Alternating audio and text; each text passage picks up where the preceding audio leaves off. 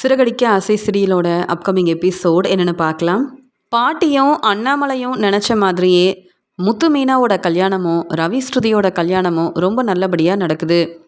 ஸ்ருதி வீட்டில் இருந்து ஸ்ருதியோட அம்மா அப்பா வந்திருக்காங்க.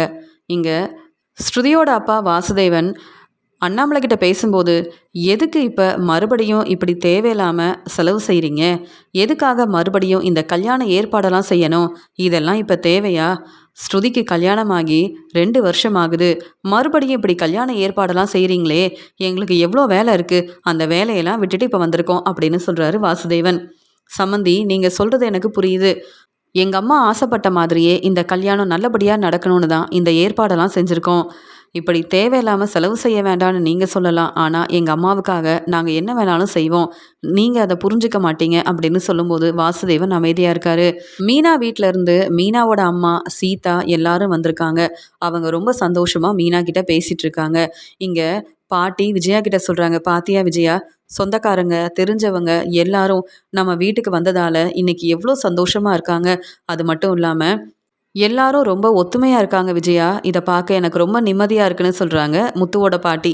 அத்தை, இதுக்கெல்லாம் காரணமே நீங்கள் தான். உங்களுக்காக தானே அத்தை ஒவ்வொன்றையும் நாங்கள் பார்த்து பார்த்து செய்கிறோம் அப்படின்னு சொல்லும்போது, உடனே அங்கே வந்த முத்து வந்து, பாட்டி இன்றைக்கி நான் எப்படி இருக்கேன் சொல்லுங்கள் அப்படின்னு சொல்லும்போது, நீங்கள் அவ்வளோ அழகாக இருக்கீங்க. அது மட்டும் இல்லாமல் மீனாவும் ஸ்ருதியும் நம்ம வீட்டுக்கு மருமகளாக வரப்போகிறாங்க. எனக்கு எவ்வளோ சந்தோஷமாக இருக்குது தெரியுமா அப்படின்னு பாட்டி சொல்லிகிட்டு இருக்காங்க. அது மட்டும் இல்லாமல் அங்கே வந்த எல்லாரும் முத்துக்கிட்டேயும் ரவிக்கிட்டேயும் பேசிகிட்டு இருக்காங்க. இங்கே பாட்டி வந்து இந்த கல்யாணத்தை நல்லபடியாக நடத்தி வைக்கிறாங்க. முத்து சொல்கிறாங்க, பாத்தியா மீனா, முதல்ல நமக்கு நல்லபடியாக கல்யாணம் நடந்துச்சு. ஆனால் அப்போ உன்னுடைய அருமை பெருமை என்னன்னு புரிஞ்சுக்காம உன்னை கல்யாணம் பண்ணிக்கிட்டேன். இப்போ பாட்டி ஆசைப்பட்ட மாதிரியே இந்த கல்யாணம் நடக்குது. இப்போ தான் உண்மையாகவே உன்னை விரும்பி கல்யாணம் பண்ணிக்கிறேன் அப்படி எனக்கு தோணுது மீனா அப்படின்னு சொல்லும்போது, பரவாயில்லையே, இப்போயாவது என்னை புரிஞ்சுக்கிட்டீங்களே, அதுவே போதும் அப்படின்னு சந்தோஷமாக சொல்கிறாங்க மீனா. இப்படி எல்லாரும் சந்தோஷமாக பேசிகிட்டு இருக்கும்போது அங்கே வந்து விஜயா சொல்கிறாங்க, பரவாயில்லைங்க, அத்தை வந்து முத்துவுக்கு கல்யாண ஏற்பாடெல்லாம் செய்யணும், அதே மாதிரி ரவிக்கும் ஸ்ருதிக்கும் கல்யாண ஏற்பாடெல்லாம் செய்யணும்னு சொன்னப்போ இதெல்லாம் தேவையே இல்லைன்னு யோசித்தேன். ஆனால் இன்னைக்கு நம்ம பசங்க எவ்வளோ சந்தோஷமாக இருக்காங்கன்னு பார்த்தீங்களா அப்படின்னு சொல்லும்போது, என் அம்மா என்ன சொன்னாலும் அதில் ஒரு காரணம் இருக்கும் விஜயா. நீ இப்போ தான் இதை புரிஞ்சுக்கிற. எங்கள் அம்மாவை பற்றி எனக்கு தெரியாதா? எங்கள் அம்மா எப்பயுமே சந்தோஷமாக இருக்கணும்னு நான் நினைக்கிறேன்னு சொல்லும்போது, இதே மாதிரி மனோஜுக்கும் சீக்கிரமாகவே ஒரு நல்ல வரன் கிடைக்கணும். மனோஜுக்கு சீக்கிரமாகவே ஒரு நல்ல வாழ்க்கையை அமைச்சு கொடுக்கணுங்க அப்படின்னு சொல்கிறாங்க. முதல்ல மனோஜுக்கு டிவோர்ஸ் கிடைக்கணும் விஜயா. அது மட்டும் இல்லாமல் ஏற்கனவே கல்யாண ஏற்பாடெல்லாம் செய்யணும்னு நீ நிச்சய ஏற்பாடெல்லாம் செஞ்ச. அப்போ பொண்ணு வீட்டில் உள்ளவங்களுக்கு உண்மை தெரிஞ்சதால் நம்ம அவங்க முன்னாடி தலை குனிஞ்சு அவமானப்பட்டு நின்னோம். அதெல்லாம் யோசிச்சு பாரு. இதெல்லாம் நீ மறக்கக்கூடாது விஜயா. அதனால் கொஞ்சம் பொறுமையாக இரு. எல்லாம் நல்லபடியாக நடக்கும்னு சொல்லும்போது, இல்லைங்க, முத்துவும் மீனாவும் இவ்வளோ சந்தோஷமாக பேசிகிட்டு இருக்காங்க பார்த்தீங்களா? அதே மாதிரி ரவியும் ஸ்ருதியும் சந்தோஷமாக பேசிகிட்டு இருக்காங்க. ஆனால் நம்ம பையன் மனோஜ் மட்டும் அங்கே அமைதியாக தனியாக நிற்கிறத கவனிச்சிங்களான்னு சொல்லும்போது, என்ன செய்கிறது, நீ தானே ரோகிணி இந்த வீட்டுக்கு மருமகளாக கூப்பிட்டு வந்த. உங்களால் தானே இந்த வீட்டில் நிறைய பிரச்சனை வந்திருக்கு. அதனால் இந்த பிரச்சனைக்கெல்லாம் காரணம் நீ தான் விஜயா. அதனால் மனோஜோட வாழ்க்கையை பற்றி இப்போ யோசித்து எந்த பிரயோஜனமும் இல்லை. முன்னாடியே நீ எங்கள் பேச்சை கேட்டிருந்தா மனோஜுக்கு இந்த நிலமை வந்திருக்காது. நாங்கள் மனோஜுக்காக ரொம்பவே சப்போர்ட் பண்ணியிருப்போம். ரோகிணி மேலே உள்ள நம்பிக்கையில் ரோகிணி பேச்சை கேட்ட எங்களை நம்பவே கூடாதுன்னு எங்கள் பேச்சை கேட்காம இருந்த. அதனால தான் இப்போ நீ கஷ்டப்படுற. பரவாயில்ல விஜயா, இப்போவும் முத்துவோட வாழ்க்கையை நினச்சி பொறாமப்படாத. ரவி சந்தோஷமாக இருக்கிறத பார்த்து பொறாமப்படாத. சீக்கிரமாக மனோஜுக்கு ஒரு நல்ல வாழ்க்கை கிடைக்கும்னு எனக்கு தெரியும். ஆனால் அதுக்கு முன்னாடி இங்கே மனோஜுக்கு முதல்ல டிவோர்ஸ் கிடைக்கணும் அப்படின்னு பேசும்போது, அங்கே மனோஜ், நீ கவலைப்படாமல் இரு மனோஜ், நாங்கள் பார்த்துக்குறோம் மனோஜ்னு சொல்லும்போது, அம்மா நான் கடை கிளம்புறேம்மா, வீட்டில் எல்லாரும் ரொம்ப சந்தோஷமாக இருக்காங்க, நான் மட்டும் தனியாக நின்று கஷ்டப்படுறேன் அப்படின்னு சொல்லிட்டு கல்யாணம் முடிஞ்ச உடனே மனோஜ் அங்கேருந்து கிளம்புறாரு.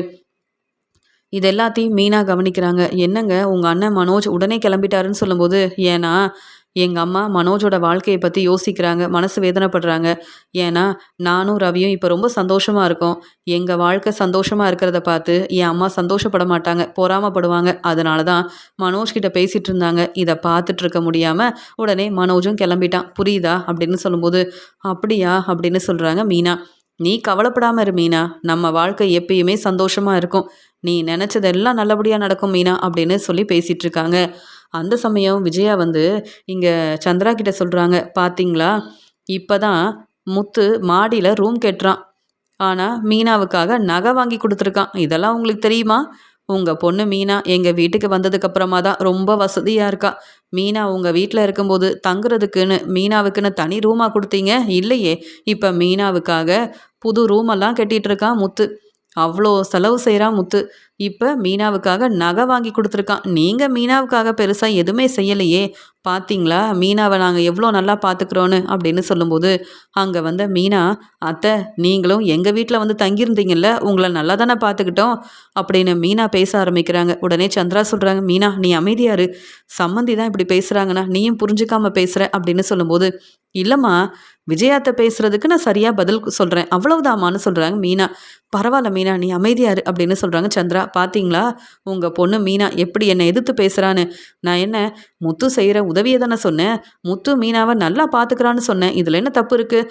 உடனே மீனா வந்து எப்படி பேசுகிறா பாருங்க அப்படின்னு விஜயா சொல்லும்போது, இல்லை அத்தை உங்கள் பையன் முத்து என்னை நல்லா பார்த்துக்கிறாருன்னா அதுக்கு காரணம் நானும் உங்கள் வீட்டில் பொறுப்பான மருமகளாக இருக்கேன். ரோகிணி மாதிரி பொய் சொல்லலை, உங்களை ஏமாத்தலை. ரொம்ப பொறுப்பாக இந்த குடும்பத்தை பார்த்துக்கிறதே நான் தான். அதனால் என்னை நினச்சி உங்கள் பையன் முத்து பெருமைப்படுறாரு, சந்தோஷப்படுறாரு. எனக்காக ஒவ்வொன்றையும் பார்த்து பார்த்து செய்கிறாரு. ஆனால் நீங்கள் ரோகிணி அந்த வீட்டுக்கு கூப்பிட்டு வந்ததால் இப்போ எந்த நிலமையில நிற்கிறீங்கன்னு யோசிச்சு பாருங்க. மனோஜால இந்த வீடும் இல்லாமல் எங்கள் வீட்டில் வந்து தங்கியிருந்தீங்க. அப்போ உங்களை நாங்கள் எவ்வளோ நல்லா பார்த்துக்கிட்டோம். நீங்கள் எவ்வளவோ பிரச்சனை செஞ்சீங்க. நானும் என் அம்மாவும் எவ்வளோ பொறுமையாக இருந்தோம். அதனால் உங்கள் வீட்டுக்கு வந்ததுக்கப்புறம் நான் வசதியாக இருக்கேன்னு நீங்கள் சொல்கிறீங்க. எனக்கு இந்த வசதி வேண்டாம். உங்கள் பையன் முத்து என்னை சந்தோஷமாக பார்த்துக்கிறாருல அதுவே போதும். இந்த வீட்டில் எனக்குன்னு இப்போ தான் இந்த ரூமே கிடச்சிது. அதனால தான் இத்தனை வருஷம் நான் இங்கே தானே தங்கியிருந்தேன். அதனால தான் எனக்கு மாடியில் ரூம் கட்டி கொடுக்கணுன்னு என் வீட்டுக்காரர் முத்து முயற்சி செய்கிறாரு. நீங்கள் நான் வந்த உடனே எனக்காக தனியாக ரூம் கொடுத்த மாதிரி பேசுகிறீங்களே. ஏன்னா என்கிட்ட வசதி இல்லை பணம் இல்லைன்னு என்னை கண்டுக்காம தானே இருந்தீங்க. இப்போ என்ன இப்படிலாம் பேசுகிறீங்க. இந்த வசதியான வாழ்க்கைக்காக உங்கள் வீட்டுக்கு நான் மருமகளாக வரல. எனக்கு ஒரு நல்ல வாழ்க்கை கிடச்சிருக்கு. இங்கே இருக்கிற எல்லாரும் என்னை சந்தோஷமாக பார்த்துப்பீங்கன்ற நம்பிக்கையில் தான் வந்தேன். இப்போ வரைக்கும் கஷ்டப்பட்டு வேலை செஞ்சு சம்பாதிக்கிறேன். இந்த குடும்பத்தை அவ்வளோ நல்லா பார்த்துக்கிறேன். ஒரு நாள் இந்த வீட்டில் இருக்க வேலையை நான் செய்யலைன்னா உங்கள் நிலைமை என்ன ஆகுன்னு கொஞ்சம் யோசிச்சு பாருங்க அப்படின்னு மீனா சந்திராவுக்காக பேசுகிறாங்க. விஜயாவுக்கு சரியான பதில் கொடுக்குறாங்க. இதுக்கு மேலே மீனா கிட்ட பேசினா அப்புறம் இங்கே வந்திருக்க எல்லா சொந்தக்காரங்க முன்னாடியும் நான் தான் தலை குனிஞ்சு நிற்கணும் அப்படின்னு உடனே சந்திராவை பார்த்துட்டு ரொம்ப கோவமாக விஜயா பதில் பேசாமல் அங்கேருந்து கிளம்புறாங்க. என்ன மீனா ஏன் இப்படிலாம் பேசிகிட்டு இருக்க. முத்துவோட பாட்டி ஆசைப்பட்ட மாதிரியே மறுபடியும் உனக்கும் முத்து தம்பிக்கும் நல்லபடியாக கல்யாணம் நடந்திருக்குன்னு நான் சந்தோஷமாக இருக்கேன். அதனால் இங்கே சம்மந்தி பேசுனதெல்லாம் நான் பெருசாக யோசிக்கவே இல்லைன்னு சொல்லும்போது, அம்மா நீங்கள் வேணும்னா யோசிக்காமல் இருக்கலாம். ஆனால் இதெல்லாம் பார்த்துட்டு நான் எதுக்குமா பொறுமையாக இருக்கணும். நீங்களும் இந்த வீட்டு சம்மந்தி தானே. அதான் விஜயாத்தை இப்படி பேசுனது சரியில்லைன்னு அவங்களுக்கு புரிய வச்சேன். அவ்வளவுதாம்மா. நீங்கள் யோசிக்காதீங்கம்மா. நீங்கள் சந்தோஷமாக இருங்கன்னு சொல்லும்போது, முத்து தம்பி உன்னை எவ்வளோ நல்லா பார்த்துக்கிறாரு. இங்கே விஜயா சொன்ன மாதிரியே முத்து தம்பி உனக்காக நகை வாங்கி கொடுத்தாரான்னு கேட்கும்போது, ஆமாம்மா ஏற்கனவே நகை வாங்கி கொடுத்தாரு. அந்த நகையும் இப்போ என்கிட்ட இல்லை. அப்புறம் இந்த வீடு திருப்பி கிடைக்கணுன்றதுக்காக என்கிட்ட இருந்த நகையவும் கொடுத்துட்டேன். எனக்காக முத்து ஒவ்வொன்றையும் கவனமாக பார்த்து பார்த்து செய்கிறாருமா. விஜயாத்தை சொன்னது எல்லாமே உண்மைதான். முத்து எனக்காக இந்த நகையெல்லாம் வாங்கி கொடுத்தாருமா அப்படின்னு சொல்லும்போது சந்திரா சந்தோஷப்படுறாங்க. அந்த சமயம் அங்கே வந்த பாட்டி, என்ன மீனா இப்போ நீ எங்கள் வீட்டு மருமகளாயிட்ட, உனக்கு சந்தோஷம் தானேன்னு கேட்கும்போது சந்திரா சொல்கிறாங்க, ஆமாம் மீனா இன்னைக்கு ரொம்ப சந்தோஷமாக இருக்கான்னு சொல்லும்போது, ஆமாம் என் பேரன் முத்து மீனாவுக்காக இன்னும் கண்டிப்பாக மாடியில் சீக்கிரமாக ரூம் கட்டிடுவான் அப்படின்னு பேசிகிட்டு இருக்காங்க. இங்கே பாட்டி என்னைக்கும் இல்லாமல் இன்னைக்கு ரொம்ப சந்தோஷமாக இருக்கிறத அண்ணாமலை கவனிக்கிறாரு. எங்கள் அம்மா ரொம்ப முடியாமல் ஹாஸ்பிட்டலில் இருந்தாங்க. என்கிட்ட சரியாக பேசாமல் இருந்தாங்க. ஆனால் இப்போ நம்ம வீட்டுக்கு வந்ததுக்கப்புறமா இங்கே முத்துவுக்கும் மீனாவுக்கும் கல்யாண ஏற்பாடெல்லாம் செய்யணும், உடனே இந்த கல்யாண ஏற்பாடெல்லாம் செய்யணும்னு சொன்னதை கேட்டு நான் சந்தோஷப்பட்டேன். ஆனால் இன்னைக்கு என் அம்மா இவ்வளோ சந்தோஷமாக இருக்கிறத பார்க்கும்போது எனக்கும் நிம்மதியாக இருக்குது. எப்படியோ இந்த கல்யாணம் நல்லபடியாக நடந்துருச்சு. சொந்தக்காரங்க தெரிஞ்சவங்க எல்லாரும் இங்கே கல்யாணத்துக்கு வந்திருக்காங்க. என்ன மனோஜ் தான் நம்மளை புரிஞ்சுக்க மாட்டேங்கிறான். ஆனால் என் பசங்க எல்லாரும் இன்றைக்கி சந்தோஷமாக இருக்காங்க. எனக்கு அதுவே போதும் அப்படின்னு ரொம்பவே நிம்மதியாக இருக்காரு அண்ணாமலை. மனோஜ் கடைக்கு வந்த உடனே இங்கே கனகா ஃபோன் பண்ணுறாங்க. ஹஸ்பண்ட் எங்கே இருக்கீங்க அப்படின்னு கேட்கும்போது, கனகா இப்போ தான் கடைக்கு வந்தேன். என்ன நீ ஃபோன் பண்ணியிருக்கேன்னு கேட்கும்போது, இல்லை நீங்கள் எப்போ வீட்டுக்கு வருவீங்க, நான் மறுபடியும் உங்களுக்கு மேக்கப் போட்டு விடணும் அப்படின்னு சொல்லும்போது, என்னது மறுபடியும் எனக்கு மேக்கப் போட்டு விட போறியா, அதெல்லாம் வேண்டாம், நீ மேக்கப் போடுறதா இருந்தால் நான் உங்கள் வீட்டுக்கே வரமாட்டேன் அப்படின்னு சொல்லும்போது, ஏன் ஹஸ்பண்ட் நான் உங்களுக்கு மேக்கப் போட்டு விட்டது உங்களுக்கு பிடிக்கலையா, நான் நல்லா தான் உங்களுக்கு மேக்கப் போட்டு விட்டேன். மேக்கப் நான் போட்டு விட்டதுக்கப்புறமா தான் நீங்கள் ரொம்ப அழகாக இருந்தீங்க அப்படின்னு நான் எங்கள் அம்மாக்கிட்ட சொல்லிக்கிட்டே இருந்தேன். நீங்கள் மறுபடியும் எப்போ வருவீங்க, உங்களுக்கு மேக்கப் போடலான்னு யோசனை பண்ணிக்கிட்டே இருந்தேன். அதான் உங்களுக்கு ஃபோன் பண்ணேன். ஆனா, நீங்க எங்க வீட்டுக்கு வரமாட்டீங்களா? அப்படின்னு கேட்கும்போது, "இல்ல கனகா, நான் கண்டிப்பா வருவேன். ஆனா, இப்ப தான் கடைக்கு வந்திருக்கேன். கடையில நெறைய வேலை இருக்கு." அப்படின்னு சொல்லும்போது, "அப்ப சீக்கிரமா வேலைய முடிச்சுட்டு நீங்க வீட்டுக்கு வாங்க. இல்ல அம்மாவ கூப்பிட்டு நான் கடைக்கு வரட்டுமா?" அப்படின்னு கேட்குறாங்க கனகா. "எதுக்கு? கடையில வந்து எனக்கு மேக்கப் போட்டு விடுறதுக்காகவா? அதெல்லாம் வேண்டாம். கடையில இருக்க வேலைய தான் கவனமா பார்க்க முடியும். நீ செய்ற பிரச்சனையெல்லாம் என்னால சமாளிக்க முடியாது. நீ வீட்லயே இரு கனகா. உன்ன பார்க்கறதுக்காக கண்டிப்பா நான் வருவேன். போதுமா?" அப்படின்னு சொல்லும்போது, "சரி ஹஸ்பண்ட், நீங்க சீக்கிரமா வாங்க." அப்படின்னு பேசிட்டு இருக்காங்க கனகா. உடனே, "அ என்னப்பா மனோஜு, இங்க முத்துவுக்கு கல்யாணம். மறுபடியும் மீனா, முத்து இவங்களுக்கெல்லாம் கல்யாண ஏற்பாடெல்லாம் செஞ்சிருக்காங்க. இன்னைக்கு கடைக்கு வரமாட்டேன்னு சொல்லிட்டு போனேன். நீ என்னப்பா கடைக்கு வந்திருக்க?" அப்படின்னு மனோஜோட ஃப்ரெண்டு கேட்கும்போது, "ஆமா, கல்யாணம் நல்லபடியா நடந்துருச்சு.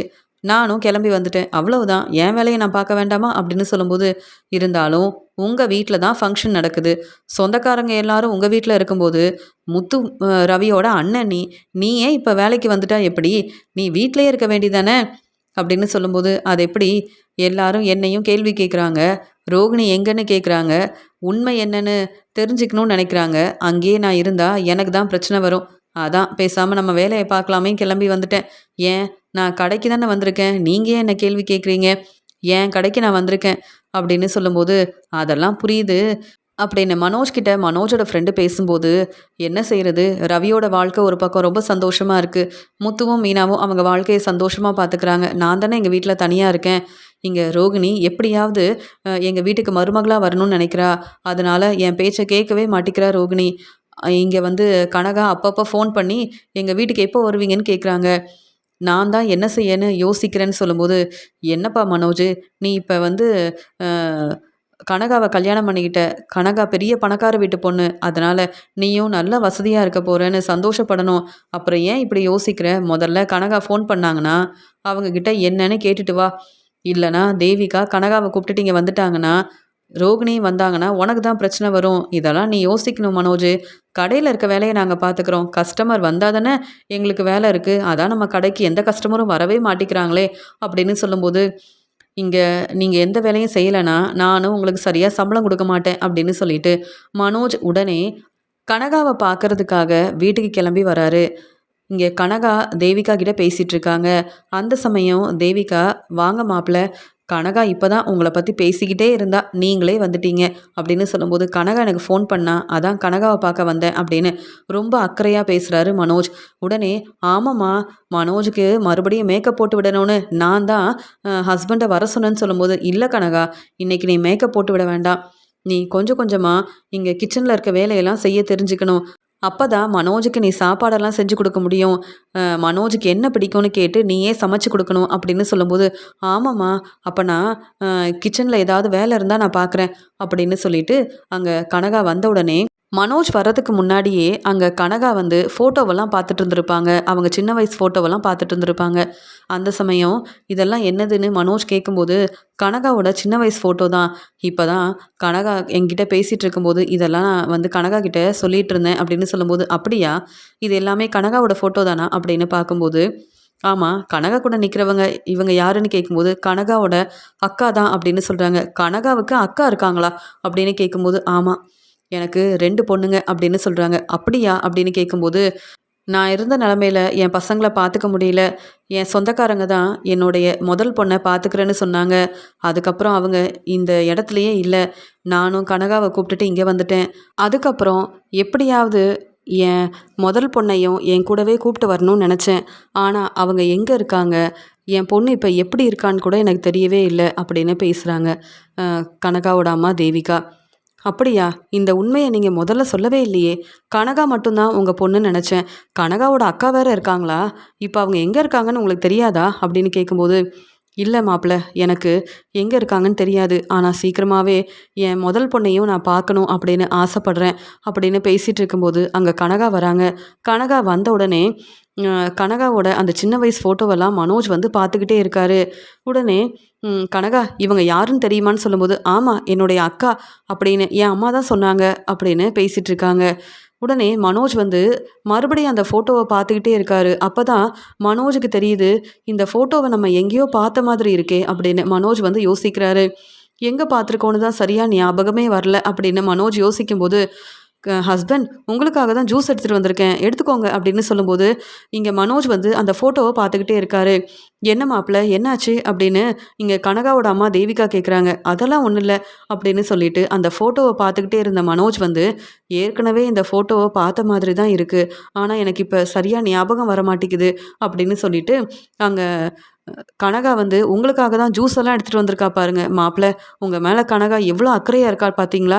உங்களுக்கு மேக்கப் போட்டு விடணும். நீங்க ரொம்ப அழகா தெரியணுன்றதுக்காக உங்களுக்காக ஒவ்வொன்னையும் பார்த்து பார்த்து செய்றா. இப்ப கனகாவே உங்களுக்கு ஜூஸ் போட்டு கொண்டு வந்திருக்கான்னு சொல்லும்போது, என்னது? கனகா எனக்காக ஜூஸ் போட்டு கொண்டு வந்திருக்காளா? எனக்கு இந்த ஜூஸ் வேண்டாம் அப்படின்னு சொல்றாங்க. இல்ல மாப்பிள கனகா ரொம்ப நல்லா ஜூஸ் போடுவா. எனக்கு தெரியும் அப்படின்னு சொல்லும்போது, இல்ல நம்பிக்கையா இந்த ஜூஸ குடிக்கலாமா? அப்படின்னு கேட்குறாங்க. ஏன் மாப்பிள இப்படி பேசுறீங்க? கனகா எவ்வளோ ஆசையா, எவ்வளோ அக்கறையா உங்களுக்காக முதல் முறையா இந்த ஜூஸ் போட்டு கொண்டு வந்திருக்கா. நீங்க கண்டிப்பா இந்த ஜூஸ எடுத்துக்கணும் அப்படின்னு சொன்ன உடனே, கனகா ஏற்கனவே மேக்கப் போட்டு விடுறேன்னு என்ன தலகுனிய வச்சுட்டா. வீட்ல எல்லாரும் எவ்வளோ பேசுனாங்க. நானும் உண்மைய சொல்ல முடியாம அமைதியா இருந்தேன். இப்ப எனக்காக கனகா ஜூஸ் எல்லாம் போட ஆரம்பிச்சிட்டாளே! எனக்காக ஒவ்வொன்னையும் கனகா பார்த்து பார்த்து செய்றா அப்படின்னு மனோஜ் யோசிக்கிறாரு. ஜூஸ் ரொம்ப நல்லாயிருக்கு கனகா அப்படின்னு சொல்லும்போது, ஆமா உங்களுக்காக தான் நான் வந்து இந்த ஜூஸ் எப்படி போடணும்னு கேட்டு தெரிஞ்சுக்கிட்டேன் அப்படின்னு சொல்றாங்க. பார்த்தீங்களா மாப்பிள, சீக்கிரமாவே கனகாவ உங்க வீட்டுக்கு நீங்க கூப்பிட்டு போங்க. கனகா ரொம்ப பொறுப்பான மருமகளா உங்க குடும்பத்த நல்லபடியா பார்த்துப்பாங்க அப்படின்னு சொல்லும்போது, என் குடும்பத்த பார்த்துக்கிறதுக்காக தான் மீனா இருக்காங்களே! ஆனா கனகாவ நான் கல்யாணம் பண்ணிக்கிட்டேன்ற உண்மைய எப்படி இப்ப வீட்ல எல்லார்கிட்டயும் சொல்றது? அப்படின்னு மனோஜ் வந்து யோசிக்கிறாரு. சரி கனகா, உன்ன பார்த்து பேசலாமேன்னு வந்தேன். நான் கிளம்புறேன்னு சொல்லும்போது, இல்ல ஹஸ்பண்ட் இன்னும் கொஞ்ச நேரம் இங்கேயே இருக்கலாமே! இல்ல சுத்தி பார்க்க போகலாமான்னு கேட்கும்போது, இல்ல கனகா எனக்கு கடையில நெறைய வேலை இருக்கு.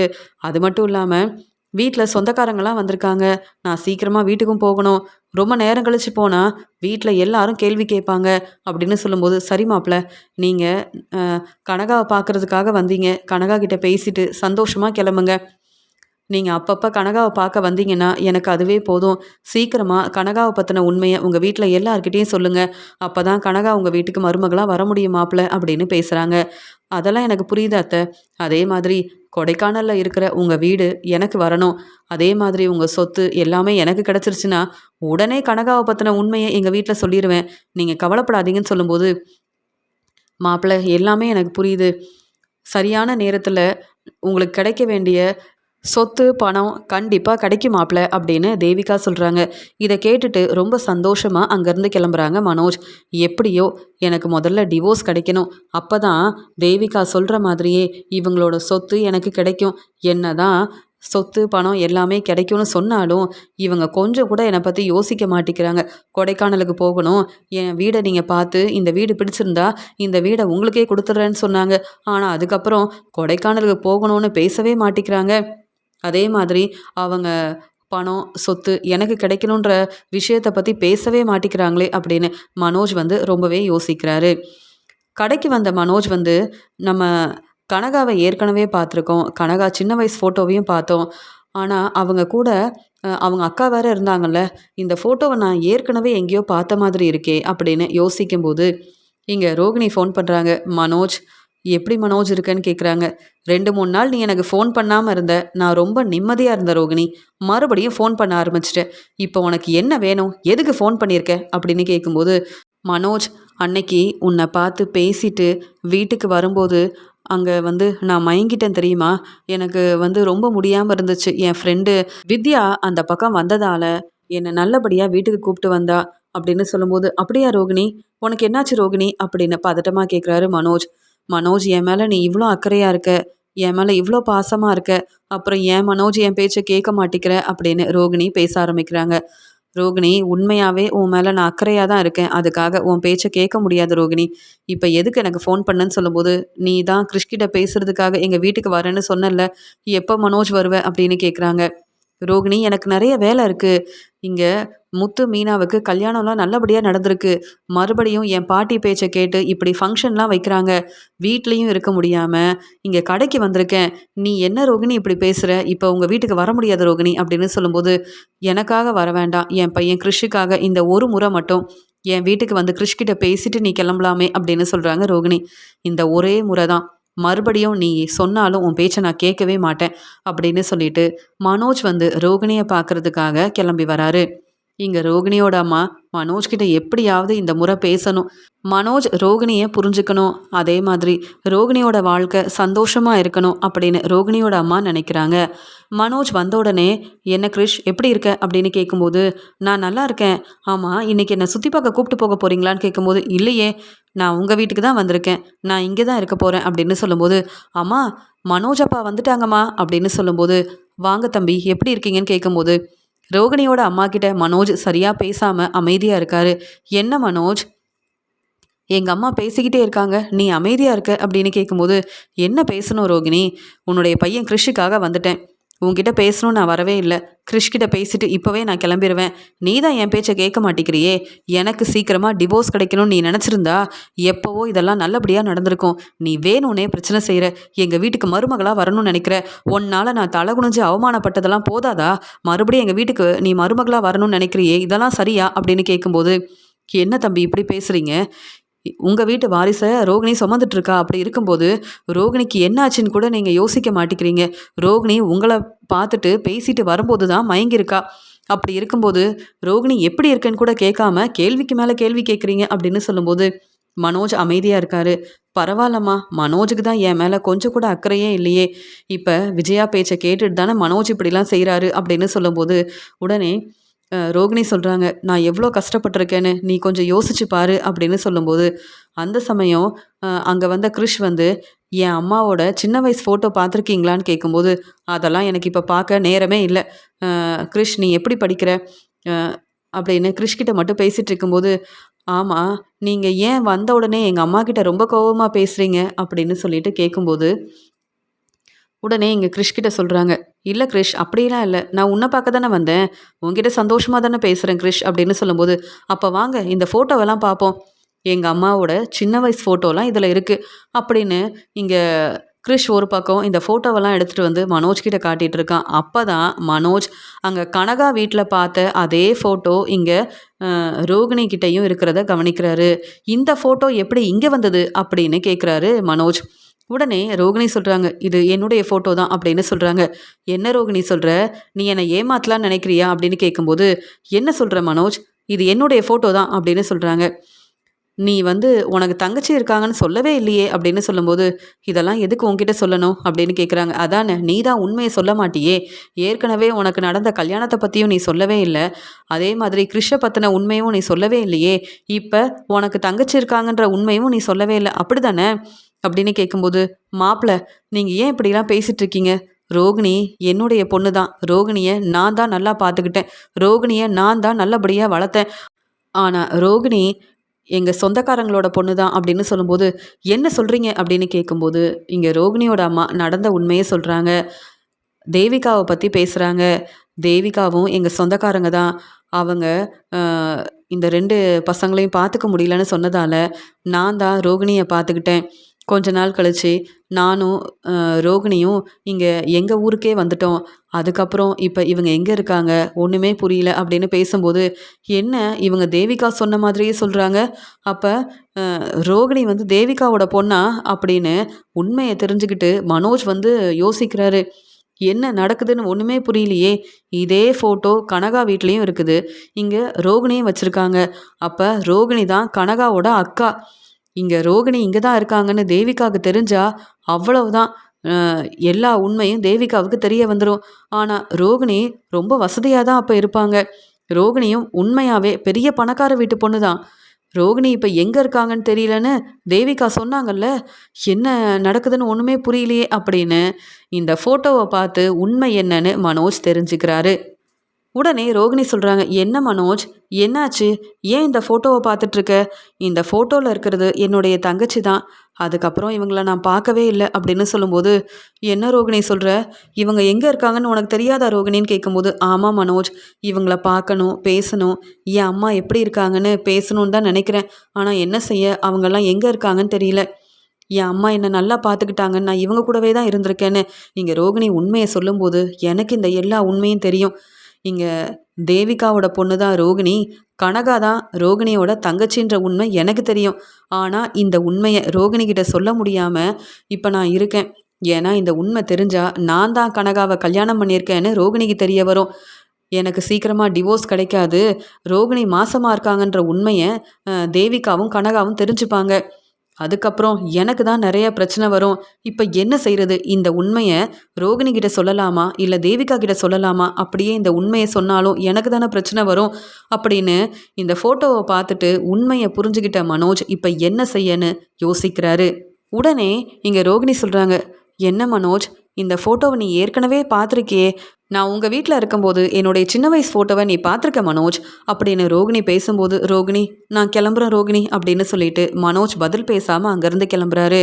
இப்போ தான் உண்மை என்னன்னு புரியுது. கனகாவோட அக்கா ரோகிணி தான். இப்போ தான் ரோகிணியை பற்றின உண்மையை புரிஞ்சுக்கிட்டேன். உண்மையாகவே ரோகிணி பெரிய பணக்கார வீட்டு பொண்ணு தான். ஆனால் இந்த உண்மையை ரோகிணிகிட்டேயும் சொல்ல முடியல, தேவிகா கிட்டேயும் சொல்ல முடியலையே, என்ன செய்யறது அப்படின்னு உண்மை என்னன்னு தெரிஞ்சுக்கிட்டு ரொம்பவே பதட்டமாக மனோஜ் அங்கேருந்து கிளம்பி வராரு. வீட்டுக்கு வந்த மனோஜ் யோசிக்கிறாரு, ரோகிணி உண்மையாகவே பெரிய பணக்கார வீட்டு பொண்ணு தான். அம்மா கிட்ட இந்த உண்மையை சொல்லிடலாமா? தேவிகாவோட மூத்த பொண்ணு ரோகிணி தான். தேவிகா இவ்வளோ வசதியாக இருக்காங்க.